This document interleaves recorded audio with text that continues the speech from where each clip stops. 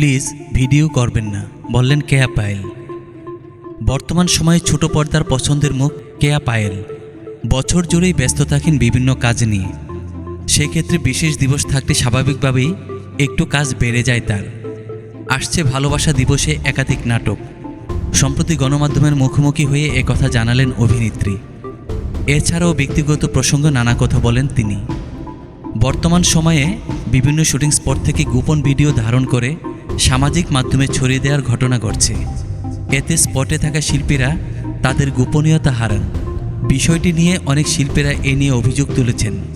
এবার সেই প্রসঙ্গে মুখ খুললেন কেয়া পায়েল। জানালেন বিষয়টি নিয়ে তিনি নিজেও সোচ্চার। কেয়া পায়েল বলেন, এটা খুবই বিরক্তকর। দেখা যায় শুটিং চলছে, সেখানে শুটিং করছি বা রিহার্সাল করছি, আমি নিজেই জানি না সেই সব ভিডিও ধারণ করে কেউ কেউ ফেসবুকে পোস্ট করছেন। এটা নিয়ে আমি শুটিংয়ে সোচ্চার। গোপনে ভিডিও ধারণকারীদের উদ্দেশ্যে কেয়া বলেন, আর্টিস্টের অনুমতি নিয়ে ছবি তোলা বা ভিডিও করা উচিত।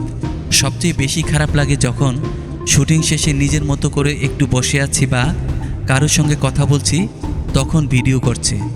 তখন ব্যক্তিগত জীবন বলে কিছু থাকে না। তখন বলতে হয় প্লিজ ভিডিও করেন না। এভাবে ভিডিও করাকে আমার কাছে বিরক্তকর মনে হয়।